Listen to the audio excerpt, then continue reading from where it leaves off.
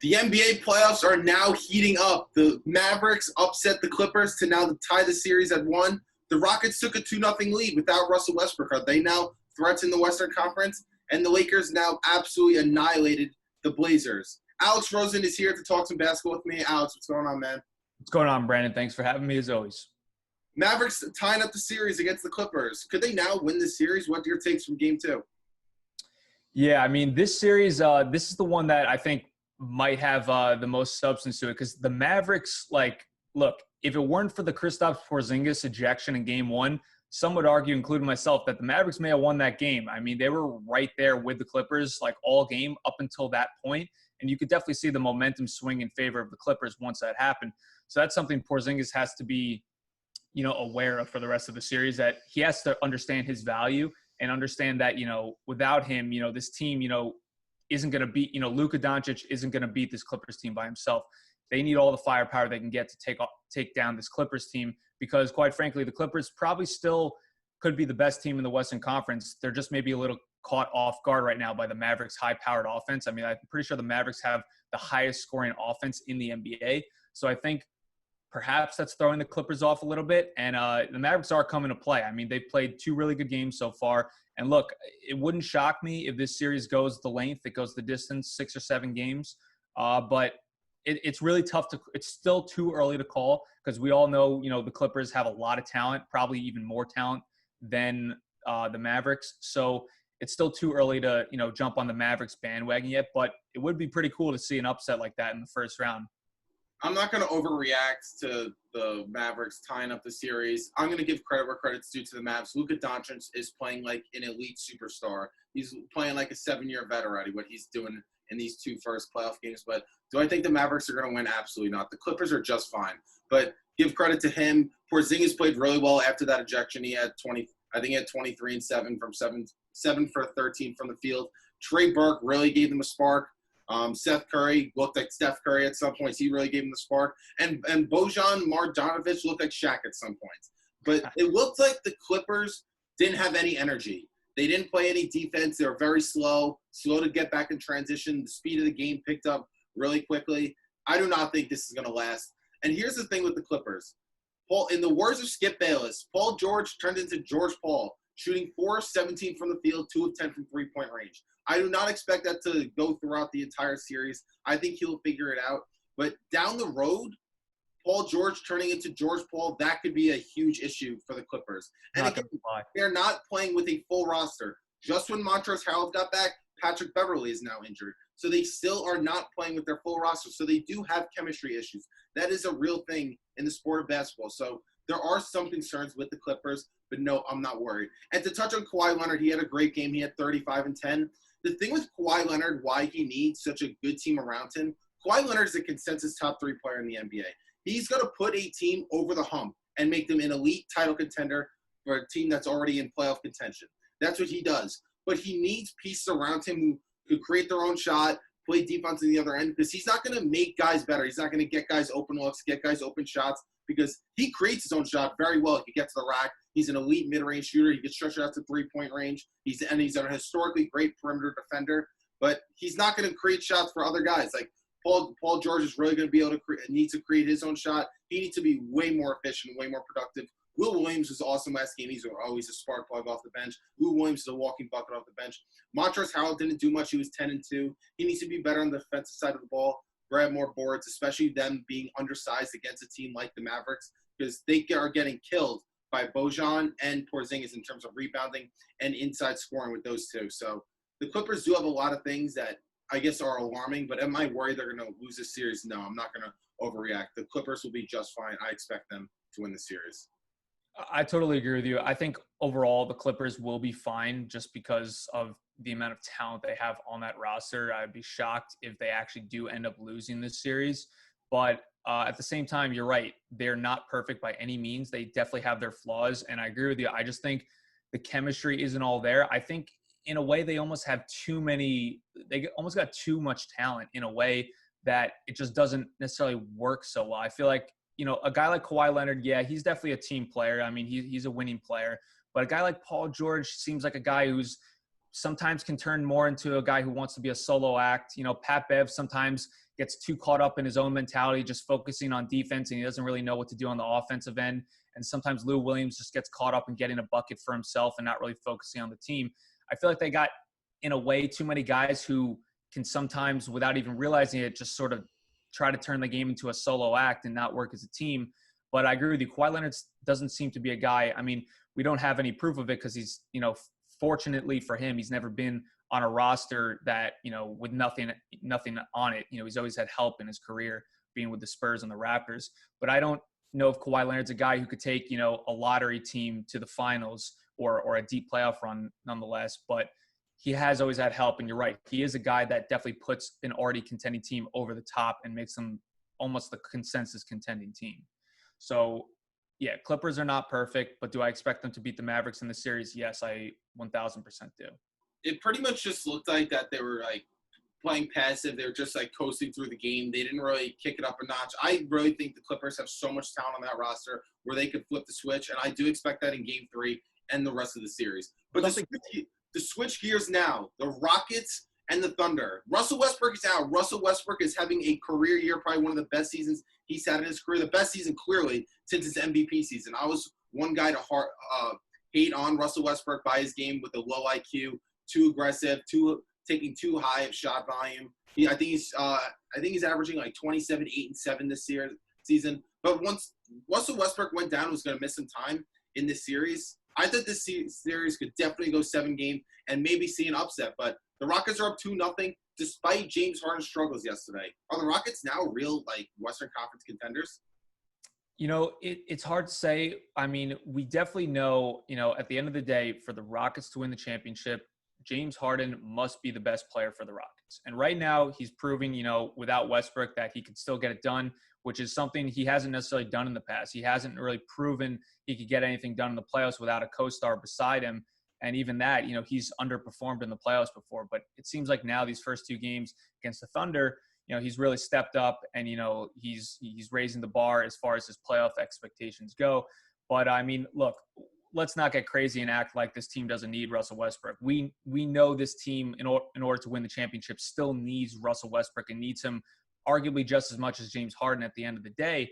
But James Harden certainly has to outplay Russell Westbrook when they're both on the court. If Russell Westbrook is the best player, I can't really see this team getting to the finals, or if they even get to the finals, winning the finals. I think like we've both talked about before, James Harden does need to be the best player for the Rockets. So far, he's proven it. So I like what I'm seeing from the Rockets. It's a good sign for Rockets fans that James Harden is able to do this as a solo act. But then again, look, he is playing an Oklahoma City Thunder team who obviously isn't a bad team, but most definitely one of the weaker teams in the playoffs. I think you could definitely argue the Lakers have a tougher task right now, having to take down the Trailblazers than the Rockets having to take down the Oklahoma City Thunder. So I think the Rockets ultimately will see, what they can do. Maybe, well, obviously they're going to have to run into the Lakers. I'm pretty sure that's the way the bracket goes. If the Lakers beat Portland, they'd have to run into LA in the second round. And, that's going to be a tough one for them. Obviously, I would say if James Harden, with or without Westbrook, can get past the Lakers, I think then, yeah, you can talk about the Rockets being a serious threat to win it all. But it's going to be tough for them. They got a tough road to the playoffs. So tough road to the finals, let's say. But, yeah. This is a great sign for the Rockets that they are still having success without Russell Westbrook. But the thing is, yes, they're going to get past the Thunder. I still think they could win this series in 5 games. And when Russell Westbrook comes back, I've heard that he may come back Game 3, maybe Game 4. The sooner he comes back, the best of this series is going to be a wrap, especially Russell Westbrook pushing the pace, attacking the rim. He's one of the best players in the NBA when he's attacking the rim, when he's facilitating, getting other guys involved. But some role players, you got to give credit. Eric Gordon didn't shoot that well, but you got guys like P.J. Tucker was very productive. Jeff Green hit shots down the stretch. Daniel House Jr. also hit shots down the stretch. And James Harden struggled throughout the whole game. He was very inefficient. I think through 3 quarters, he was 1 of 9 from 3-point range. He got to the line a few times, but he struggled, and the Rockets still were able to pull out a victory. They was close the entire game, and once the fourth quarter came, James Harden picked it up a little bit. Other guys hit key shots, and they broke it open and ultimately won by over 10 points. So the Rockets do have a lot to look forward to, and they have a lot of great signs. But assuming the Lakers do beat the Blazers, it's going to be a huge struggle for the Rockets. The Lakers are a matchup nightmare for the Rockets. Just size. Them playing small ball, yeah, they could push the pace, but I don't think that's going to cut it because they're just getting killed inside. JaVale McGee and Dwight Howard, we've seen in this series already how their presence is being felt. It's giving sparks on energy both sides of the floor, and especially their shot blocking and rebounding. What they've been doing is phenomenal. Same with Anthony Davis, his level of production in terms of scoring and rebounding and defense. And then LeBron, hopefully he kicks it up eventually. But I think that's going to be the roadblock for the Rockets. They match up way better against the Clippers than they do against the Lakers, basically because of size, because the Clippers are small too. The Clippers don't really have any rim protection either. Neither do the Rockets. The Rockets really need to, if Russell Westbrook comes back, the only way they can compete in the Western Conference, which I do not see them winning, I'm not calling them a threat, but I'm not gonna count them out. I'm not gonna count them out. Got to give them a fighter's chance, especially with Russell Westbrook. Really got to push the pace, and they got to knock down shots. We know Mike D'Antoni's not going to make any game-to-game adjustments or even in-game adjustments. They're going to hit the three ball, move in transition, move at a high speed, or else they're just going to live and die by that. And if they don't hit shots, they're just going to lose. If they get out rebounded, they're just going to lose. We know Mike D'Antoni is not going to make any adjustments. I totally agree. Yeah, the Rockets, look, it would surprise me if they do come out of the West. But look, they have the talent to do it. But ultimately, like you said, the Lakers, if they do face them in the second round, it would be a matchup nightmare for them. And then, even if they do manage to get past the Lakers, they still will probably have to run into a team like the Clippers. So, I mean, their road is only going to get harder from here. So just to go up 2-0, on a Oklahoma City Thunder team isn't something to get overly excited about, but it is a good sign at the same time to see that they can do it without Westbrook. So that's my takeaway with that. Now to switch gears, the matchup we've all been looking forward to, the quote-unquote upset we're expecting, the Blazers and the Lakers. The Blazers came out and won Game 1. The Lakers blew a 6-point lead with 7 minutes left. LeBron and Anthony Davis were atrocious down the stretch in Game 1.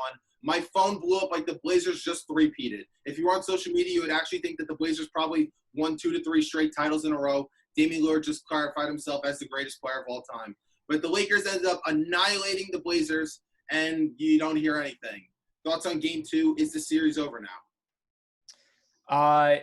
Look, the Blazers, they've proved in the past that they're always in it to win it, especially with Damian Lillard and the way he's playing. I'm still not going to count the Blazers out, although I just can't see them actually beating the Lakers 4 times out of 7 games. I can't see LeBron James letting that happen, especially knowing that, his first round playoff exit streak is on the line. He's never been eliminated in the first round of the playoffs. I'm sure he wouldn't want it to happen now, especially in a pivotal year in his career, with just a lot on the line this year. The Lakers really want to go the distance and, make the finals and give themselves a fair shot at winning this whole thing. So I just really can't see LeBron allowing that to happen. So, yeah, like you said, it's funny how the media works, in the NBA, especially towards the Lakers and LeBron. I mean, the narratives are just crazy. After Game 1, like you said, the overreaction, instant, Blazers could win this series. Like, sure, you could say that, but I mean, the Bucks also lost Game 1. The Clippers have now lost a game and possibly could have lost 2 games. You don't see people going crazy overreacting to that. But as soon as the Lakers lose, people start to question, is Damian Lillard the best player in the NBA? Crazy headlines like that. Despite in Game 1, LeBron actually putting up, that's the crazy part about LeBron. This guy is so good that, I would admit he could have played more aggressive in Game 1, at least offensively. But at the same time, he put up a historic stat line. I'm pretty sure he was the first player in NBA history to put up at least, I believe it was 20, 15, and 15 at least. I think he finished with 23, 17, and 16, if I'm correct. Right.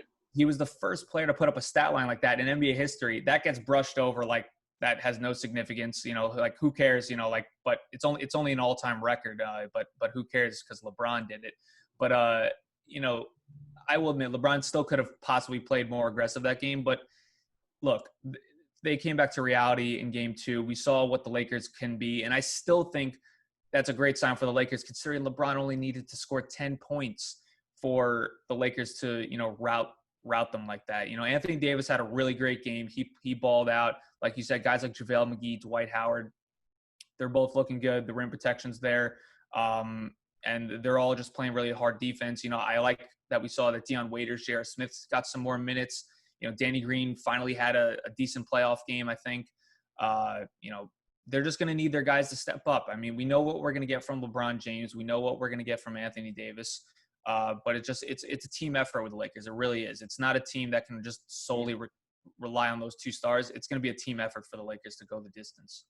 So much to touch on this game. I don't even know where to start. In game one, LeBron's historic quote-unquote performance with his stat line, I wish that was not a thing because that stat line was not as impactful as maybe it seemed to be, that it's the first player in NBA history. But I want to go to game two and go to the rest of the series. The Lakers' defense was probably the best I've seen them in a very long time. That was the best defensive performance I've seen them in a while. Trapping Damian Lillard right when he gets the ball. They were double-teaming him all day long, and he was contained. He had 18 points. He shot 6 of 14 from the field. That was probably literally his worst game since the bubble when he was playing absolutely super sane. But even though the Lakers did blow them out by 30, I still have a ton of concerns from them, not even moving forward in this series. Maybe they could get by this series, but down the road, I have a ton of question marks. I want to start with the elephant in the room, Frank Vogel. He's done a horrific job. His rotations are despicable. I hate the LeBron and Anthony Davis rotation. I hated it all year. I didn't say anything because they were winning and it was working. But I hate the way LeBron comes out like 5 minutes and checks back in with like 1 minute, starts the second quarter. And then like he'll like check back in with 3 minutes in the second half when he could have played more minutes in reality because you're getting real time with halftime, real rest with halftime. There's so many things I could talk about that, but I want to get to the real point. Alex Caruso, I don't care that he's white, he's bald, and he jumps high. He needs to stop playing. He's not good. I don't care that he plays hard on defense. He does nothing offensively. He's not a great shooter. He cannot create his own shot. He's not making plays for other guys. I want him out, and I don't want him playing again. Dion Waiters needs to play more. I love the pickup right before COVID hit. I wanted them to pick him up before they even signed him.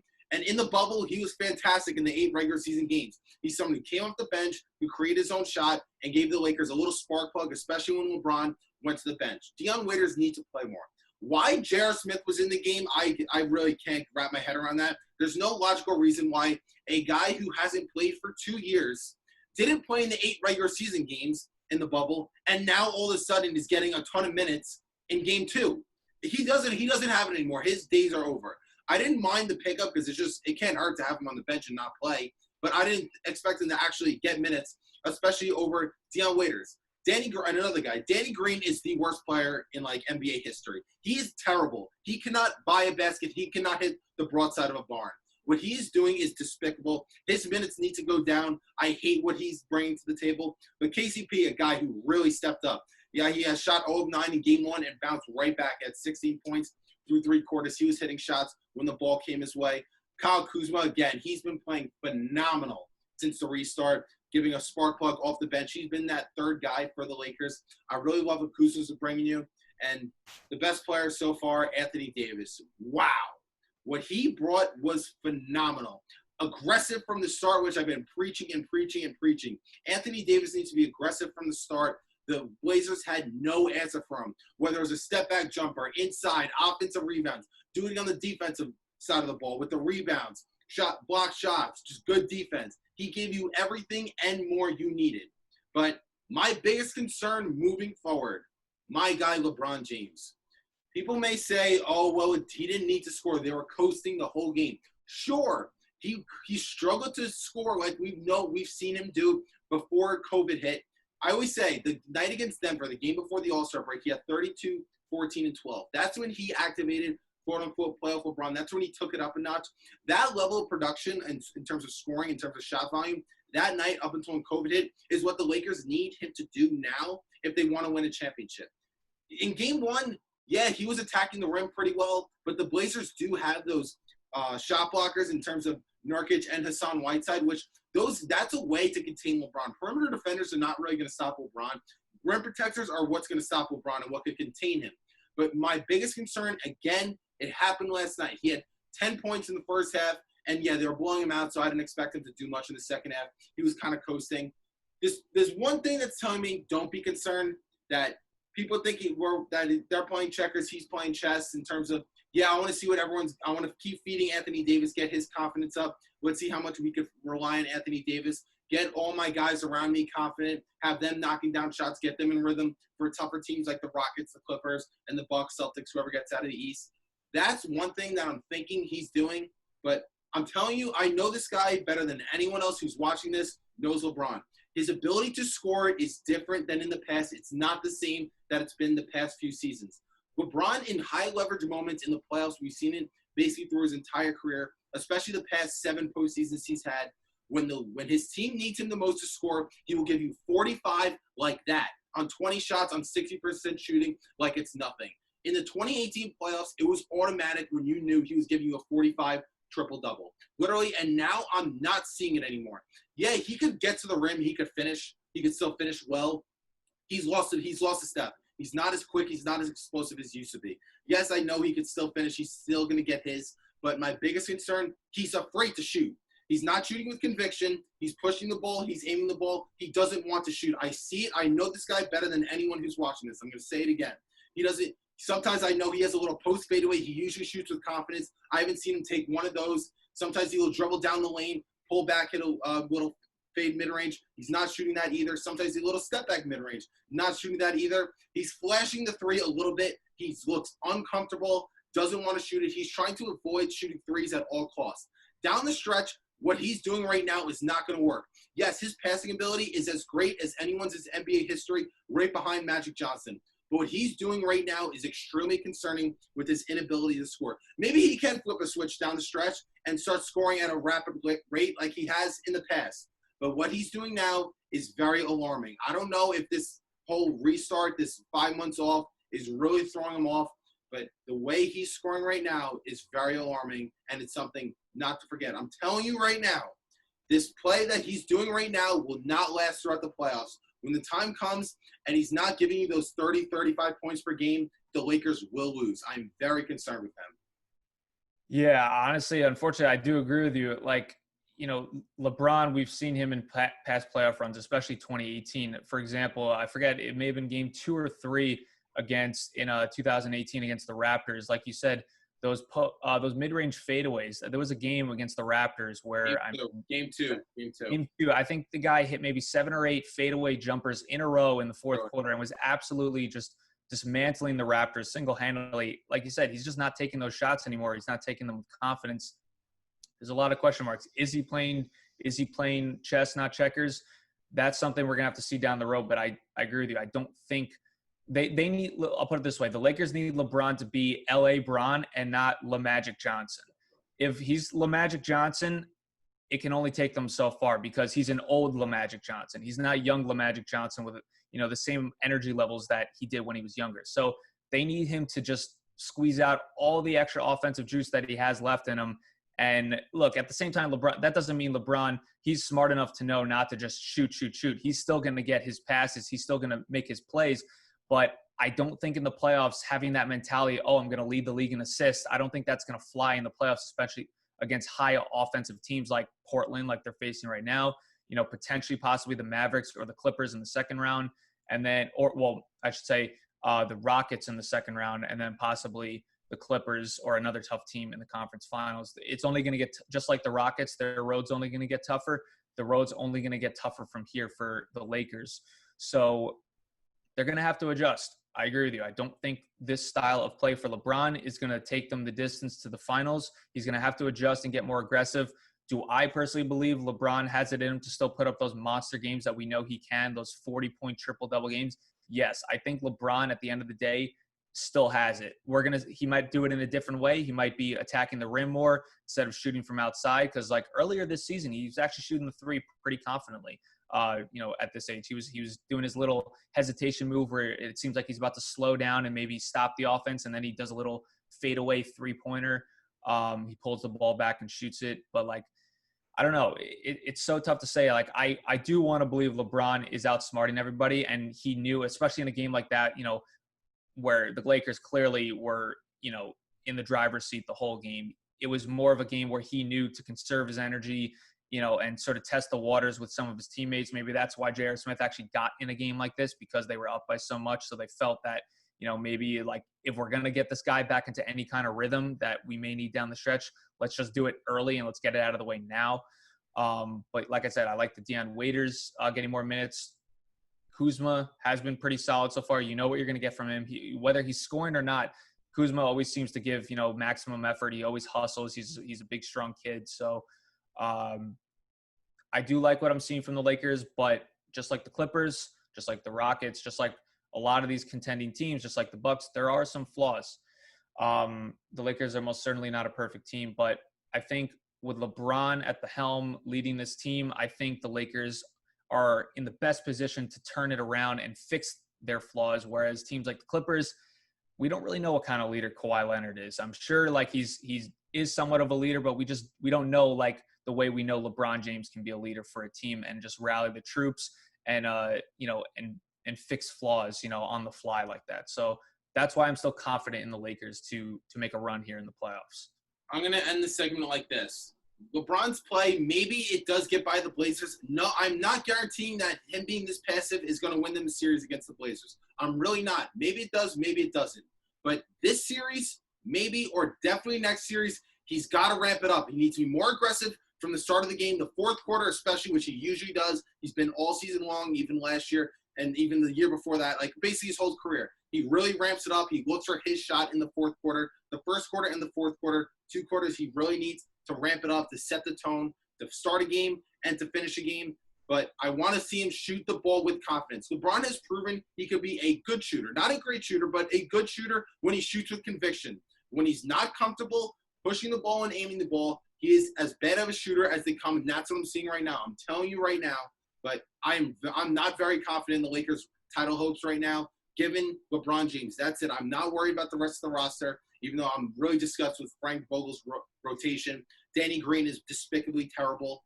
KCP gave you some good minutes and liking what he's doing. Again, Kuzma, I know you're getting from Anthony Davis, especially when he's being aggressive. But there's one question mark, and I can't believe I'm saying it. It's LeBron James. I'm going to leave off on that, but Alex, I want to thank you for joining me. And As always, thank you. I'm excited to see more NBA playoffs and see what we got coming. Some great games coming up. The Eastern Conference semifinals, we can already see already, are going to be hot takes coming up. So, again, Alex, thanks for joining me. No problem. Anytime.